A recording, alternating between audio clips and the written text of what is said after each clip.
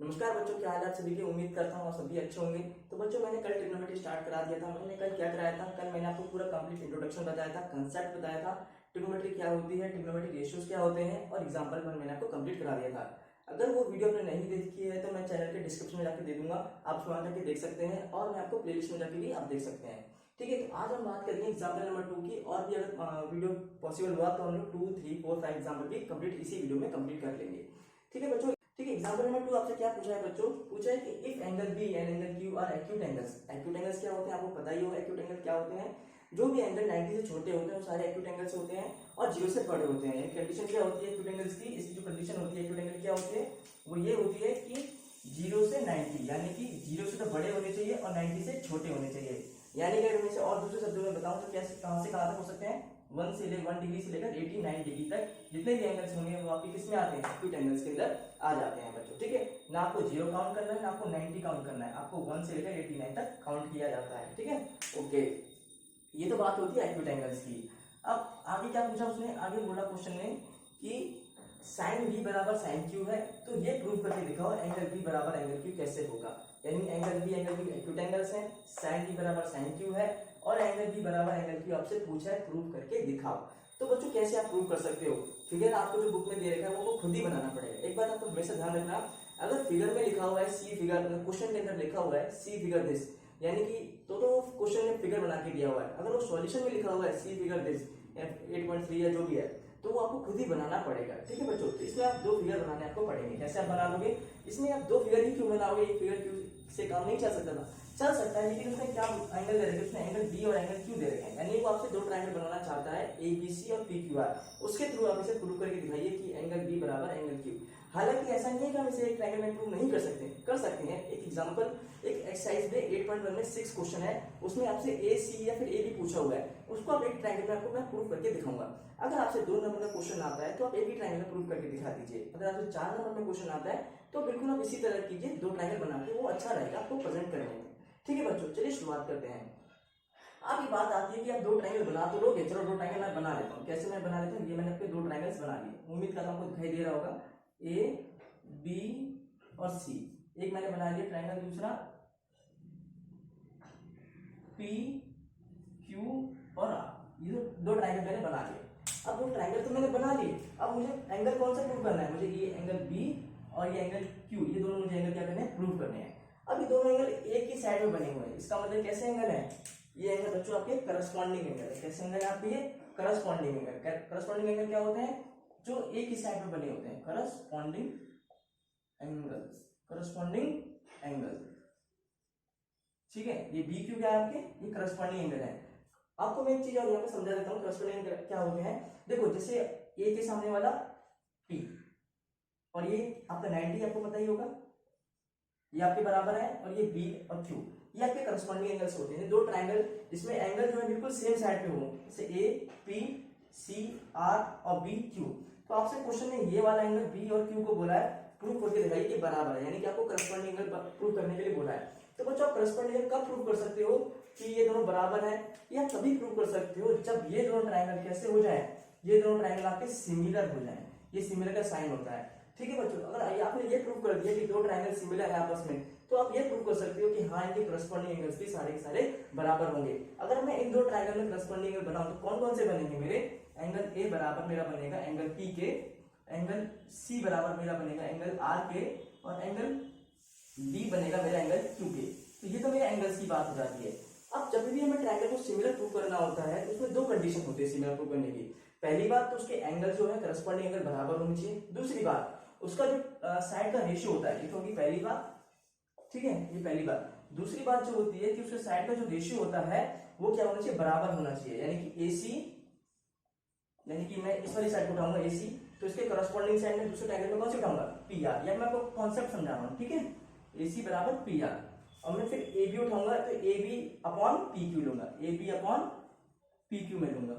ठीक है, और इक्वल टू में उठाऊंगा तो कौन सी लूंगा, BC अपॉन RQ लूंगा, BC अपॉन RQ। ठीक है बच्चों, यानी कि ये आपकी दूसरी कंडीशन होती है। कौन सी, ये आपकी दूसरी कंडीशन होती है, ये वाली, ये आपकी दूसरी कंडीशन है। ये वाली पहली और ये दूसरी। अगर ये 2 कंडीशन होती है किसकी, ट्राइंगल को सिमिलर प्रूव करने की। अगर आपने इनमें से एक भी प्रूव कर दी तो दूसरी ऑटोमेटिकली प्रूव हो जाती है। आपने एक भी प्रूव कर दी तो दूसरी ऑटोमेटिकली प्रूव हो जाती है। इस क्वेश्चन में आपसे क्या पूछा है, इस क्वेश्चन में आपसे ये पूछा कि ये वाला प्रूव करके दिखाओ। तो हम इसे अंदर को कैसे प्रूव करेंगे? अगर हम एक काम ऐसा कर दें कि ट्राइंगल को सिमिलर प्रूव कर दें, और ट्राइंगल को सिमिलर कैसे प्रूव करेंगे? अगर हम ऐसा प्रूव कर दें कि जो ये साइड है, करस्पॉन्डिंग जो साइड है उनके रेशियो आपस में बराबर है। अगर मैंने ये प्रूव कर दिया इसका मतलब मेरा ट्राइंगल सिमिलर प्रूव हो गया, और ट्राइंगल सिमिलर प्रूव हो गया ऑटोमेटिकली मेरा एंगल बी बराबर एंगल क्यू, एंगल ए बराबर एंगल पी और एंगल सी बराबर एंगल आर अपने आप ही प्रूव हो जाएगा। तो चलिए प्रूव करने की प्रूव करते हैं। ठीक है बच्चों, मैं इसको यहाँ से रब कर देता हूँ। ठीक है, देखिए बच्चों, तो स्टार्ट करते हैं प्रूव करना। ठीक है, सबसे पहले क्वेश्चन में बोला हुआ साइन बी बराबर साइन क्यू के है। ठीक है, साइन बी बराबर साइन क्यू के उसने बोला हुआ है क्वेश्चन में। तो साइन बी बराबर कितना हो जाएगा? साइन बी बराबर ये एंगल आपका बी है तो ये बी है। साइन क्या होता है? Perpendicular upon hypotenuse. मैंने आपको बताया था पंडित बद्री प्रसाद हर बोले। तो ये आपका साइन होता है, पी अपॉन एच आपका क्या होता है? साइन होता है। तो ये एंगल के सामने वाला परपेंडिकुलर होता है, ये पी हो गया, और ये हाइपोटेन्यूज होगा 90 के सामने वाला। यानी कि आपका ये क्या होगा, एक मिनट, ये सी है जो मीडियम है। ठीक है, क्या होगा आपका? AC अपॉन AB होगा। क्या होगा? AC अपॉन AB हो जाएगा। ठीक है, और साइन क्यू क्या होगा आपका? साइन क्यू एंगल के सामने वाला परपेंडिकुलर यानी PR अपॉन PQ। आपको उम्मीद करता हूं आपको दिखाई दे रहा होगा। तो ये तो उसने बोला हुआ क्वेश्चन है कि साइन बी बराबर साइन क्यू। अगर बच्चों साइन बी बराबर साइन क्यू है तो क्या मैं इसे ऐसे नहीं लिख सकता? AC अपॉन AB बराबर PR अपॉन PQ। क्यों? क्योंकि उसने बोला हुआ है साइन बी बराबर साइन बी, क्वेश्चन नहीं बोला हुआ है। अगर ये दोनों आपस में बराबर है तो इसको मैं ऐसे भी तो लिख सकता हूँ, बिल्कुल लिख सकता हूँ, कोई दिक्कत वाली बात ही नहीं है इसमें। ठीक है, अब बच्चों मैंने इसे ऐसे तो लिख लिया। अब क्या मैं इसे ऐसे नहीं कर सकता? इस PR को मैं इधर ले आऊं और AB को मैं उधर ले जाऊं? बिल्कुल कर सकता हूं। तो मैं कर दूंगा AC upon PR AB upon PQ। अब ऐसा मैंने क्यों किया? ऐसा मैंने इसलिए किया ताकि मैं अपनी करस्पॉन्डिंग साइड के रेशियो को बराबर कर सकूं। अब इसको जैसे मैंने यहाँ पे कर लिया तो देख लो आप, ये चीज और ये चीज आपकी आ चुकी है। अब मुझे क्या चाहिए? मुझे ये चाहिए, लेकिन ऐसे तो मैं डायरेक्टली तो बता नहीं सकता कि ये आ जाए। तो फिलहाल मैं क्या करूंगा, मैं इसको K के बराबर मान लूंगा। फिलहाल मैं क्या करूंगा, इसको मैं K के बराबर मान लूंगा, क्योंकि मुझे जो आंसर है मैं डायरेक्ट आंसर तो लिख नहीं सकता। मैं इसको कैसे लिख सकता हूँ? डायरेक्ट नहीं लिख सकता ना। तो मैंने क्या किया, इसको मैंने इधर ले आया ताकि मेरा जो मेरा करस्पॉन्डिंग साइड का रेशियो बराबर आ जाए। अभी तो मैंने सिर्फ दो साइड का निकाला, मेरी कौन सी साइड बाकी रहेगी? मेरी BC बाकी रहेगी और मेरी RQ बाकी रहेगी। इसका रेशियो मुझे भी निकालना है। अगर वो रेशियो इस K के बराबर आ जाता है, इसका मतलब क्या होगा? मेरी तीनों साइडों का जो मेरे दो ट्राइंगल्स हैं उनकी साइड का रेशियो बराबर है। अगर ऐसा मैंने प्रूव कर दिया इसका मतलब मेरा ट्राइंगल सिमिलर प्रूव हो गया। और ट्राइंगल अगर सिमिलर प्रूव हो गया बच्चों तो ऑटोमेटिकली सारे के सारे करस्पॉन्डिंग एंगल्स क्या होंगे? अपने आप ही बराबर हो जाएंगे। तो चलिए आगे बढ़ते हैं। ठीक है, अब इसको मैं थोड़ा रब कर देता हूँ। आपने नहीं उतारा तो वीडियो को पॉज करके उतार लीजिए। अब बच्चों आगे बढ़ते हैं। हमने क्या कर लिया, AC upon PR AB upon PQ equal to हमने K मान लिया। ठीक है, अब मुझे कौन सी साइड चाहिए? मुझे BC साइड चाहिए और मुझे RQ साइड चाहिए, यानी मुझे BC और RQ निकालना पड़ेगा। फिलहाल मैं इसको भी रब कर देता हूँ क्योंकि थोड़ा जगह कम पड़ रही है। ठीक है, तो आपने इसे नहीं उतारा तो वीडियो पॉज करके इसे उतार लीजिएगा। ठीक है, मतलब बहुत आसानी से, कोई दिक्कत वाली बात इसमें नहीं है। ठीक है, अब देखिए बच्चों, मुझे कौन सी साइड चाहिए? मुझे BC और RQ चाहिए ताकि उसको मैं इसके रेशियो में बराबर कर सकूं। ठीक है, मैं BC निकाल लेता हूँ। BC में कैसे निकालूंगा? देखिए बच्चों, ये BC क्या है? ये एंगल के सामने वाला परपेंडिकुलर है, तो इसका मतलब BC क्या होगा? बेस होगा। लेकिन फिलहाल मैं आपको पाइथागोरस पूरा समझा देता हूँ, आपको पता ही होगा क्या होता है। हाइपोटेन्यूज का स्क्वायर इक्वल्स टू परपेंडिकुलर का स्क्वायर प्लस बेस का स्क्वायर, यही होता है। और अगर बेस चाहिए तो मुझे क्या करना पड़ता है? बेस का स्क्वायर इधर आ जाएगा और हाइपोटेन्यूज के स्क्वायर में से माइनस परपेंडिकुलर स्क्वायर क्या हो जाता है? माइनस हो जाता है। यही होता है, परपेंडिकुलर स्क्वायर माइनस हो जाता है। ठीक है, परपेंडिकुलर का स्क्वायर माइनस हो जाता है। और बेस की जो वैल्यू आती है इक्वल्स टू क्या आ जाती है? रूट में h का स्क्वायर माइनस परपेंडिकुलर का स्क्वायर। ये आपको पता ही, इसका मतलब ध्यान रखना कि बेस जो होगा वो क्या होगा? रूट में हाइपोटेन्यूज का स्क्वायर माइनस परपेंडिकुलर का स्क्वायर होगा। इसे आप नोट डाउन कर लीजिए, मैं इसको भी रब कर देता हूँ। ठीक है, बेस इक्वल टू रूट में h square minus p square. h मतलब हाइपोटेन्यूज और p मतलब परपेंडिकुलर। ठीक है बच्चों, ओके। अब बच्चों BC निकाल लेते हैं। ठीक है, BC क्या आ जाएगा? रूट में हाइपोटेन्यूज का स्क्वायर यानी कि AB का स्क्वायर माइनस परपेंडिकुलर का स्क्वायर यानी कि AC का स्क्वायर। जैसे मैंने आपको पहले बता चुका हूं कि एंगल के सामने वाला परपेंडिकुलर होता है, मुझे बेस चाहिए, तो बेस निकालने के लिए क्या होगा, हाइपोटेन्यूज का स्क्वायर माइनस परपेंडिकुलर का स्क्वायर। ठीक है, इस वाले ट्रायंगल से मैंने निकाल लिया बीसी, अब इस वाले ट्रायंगल से मैं आरपी निकाल लेता हूँ। तो आरपी बराबर क्या होगा बच्चों, रूट के अंदर हाइपोटेन्यूज का स्क्वायर, हाइपोटेन्यूज क्या है पी क्यू, यानी पी क्यू का स्क्वायर माइनस परपेंडिकुलर का स्क्वायर, परपेंडिकुलर क्या होगा पी आर होगा। ठीक है, ओके, ये तो हमने निकाल लिया। ठीक है, अब अभी तो हमें कुछ नजर नहीं आ रहा कि हमारा कुछ कट जाए या कुछ के की वैल्यू कुछ इस तरह से कुछ नजर नहीं आ रहा। अब ये काम कर सकते हैं, ठीक है बच्चों, अब हम एक काम कर सकते हैं, इसको भी मैं रफ कर देता हूँ। ठीक है, इसको मैं रफ करता हूँ, इसकी नीड नहीं है। तो बच्चों मैंने अलग अलग बीसी और आरपी तो निकाल लिया, बीसी और आरपी तो निकाल लिया। अब इसको मैं अपॉन में लेके चलता हूँ, क्या करूंगा, इसको मैं अपॉन में लेके चलूंगा, बीसी अपॉन आरपी।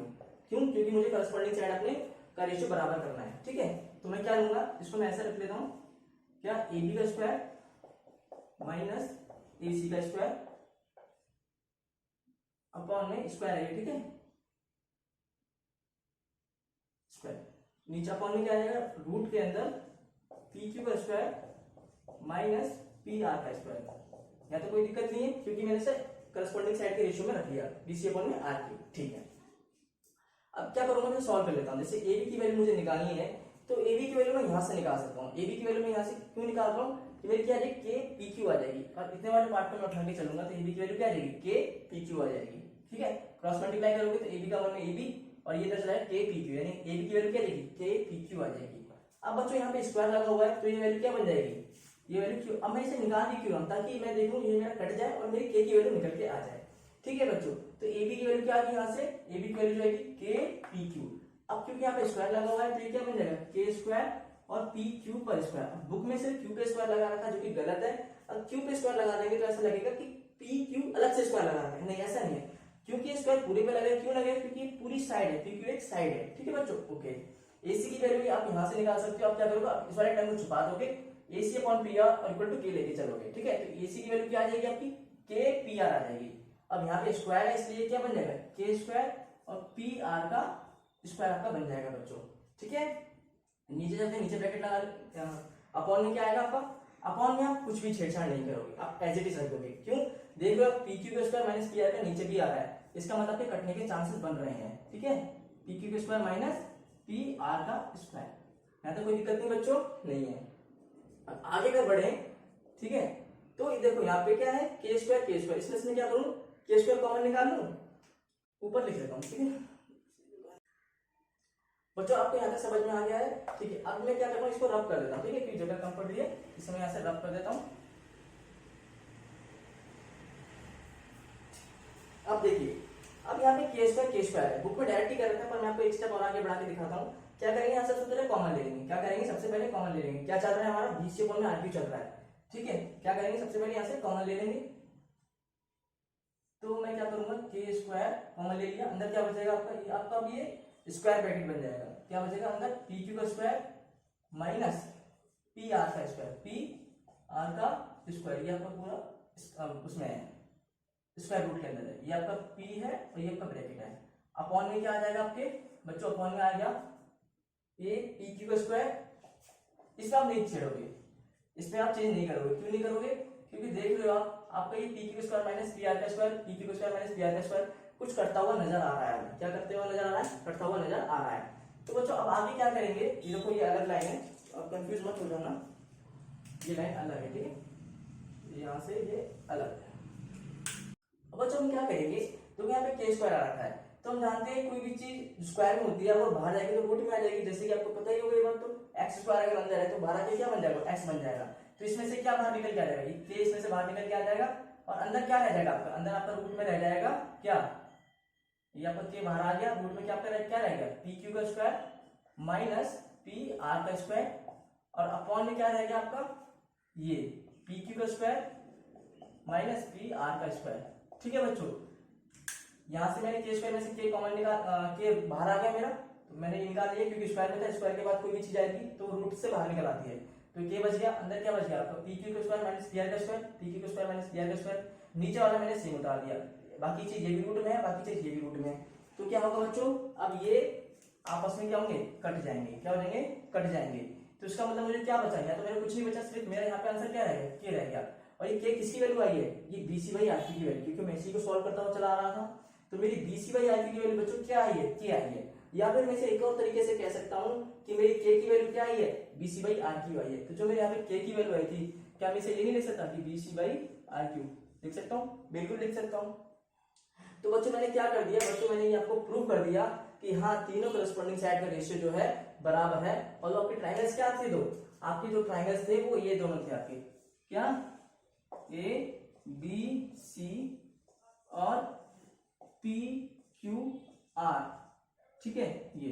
तो बच्चों मैंने यहाँ पे प्रूव कर दिया कि AC upon P R, AC upon P R, AB upon P Q, AB upon P Q, BC upon R Q, BC upon R Q, ये चीज मैंने आपको यहाँ पे प्रूव कर दी। इसका मतलब अगर ये मैंने प्रूव कर दिया, इसका मतलब क्या हुआ बच्चों, इसका मतलब ये हुआ कि ट्राइंगल मेरे कैसे हो गए, ट्राइंगल मेरे सिमिलर हो गए। ट्राइंगल कैसे हो गए मेरे, ट्राइंगल मेरे सिमिलर हो गए। इसका मतलब कि ठीक है बच्चों, इसका मतलब क्या हुआ कि triangle ABC similar to triangle PQR। इसका मतलब मेरा क्या हुआ बच्चों, मेरे ट्राइंगल ABC और PQR कैसे हो गए, सिमिलर प्रूव हो गए, ठीक है, प्रूव हो गए, ठीक है। और ये प्रूव हो गए तो इसका मतलब क्या होगा, एंगल B बराबर एंगल Q हो जाएगा।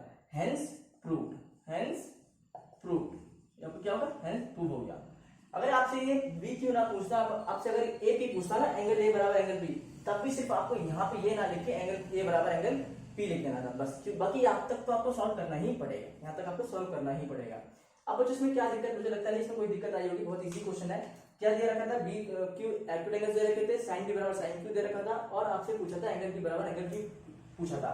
तो ये बात जब आती है एंगल बी बराबर एंगल क्यू, यानी कि दो ट्राइंगल्स आ गए, दो ट्राइंगल में करस्पॉन्डिंग एंगल बराबर करने को आ गया, प्रूव करने को आ गया, वो तभी प्रूव कर सकते हो अगर आप उन दोनों ट्राइंगल को क्या प्रूव कर दो, उन दोनों ट्राइंगल को आप सिमिलर प्रूव कर दो। अगर उन दोनों ट्राइंगल को आपने सिमिलर प्रूव कर दिया बच्चों, तभी आप ऐसा कर सकते हो। और सिमिलर प्रूव करने के लिए क्या करोगे, आप करस्पॉन्डिंग साइड के रेशियो बराबर कर दोगे, और ट्राइंगल्स जो होते हैं वो करस्पॉन्डिंग बराबर होते हैं। यानी अगर आपने एक भी कंडीशन इसमें से प्रूव कर दी तो दूसरी ऑटोमेटिकली वो प्रूव हो जाती है। तो मैंने क्या किया, मैंने इनकी करस्पॉन्डिंग साइड के रेशियो क्या कर दिया, बराबर प्रूव कर दिया। इसी वजह से मेरा ऑटोमेटिकली ये प्रूव हो जाता है कि एंगल बी बराबर एंगल क्यू है, हेंस प्रूव मेरा आंसर आ जाता है बच्चों, यानी मैंने प्रूव करके आपको दिखा दिया है। उम्मीद करता हूँ आपको समझ में आया होगा, नहीं आया तो कोई भी दिक्कत हो आप मुझे कमेंट में पूछिएगा, मैं आपका आंसर वहाँ पे कर दूंगा। तो यहाँ पे आपका ये एग्जाम्पल नंबर 2 कंप्लीट हो जाता है बच्चों।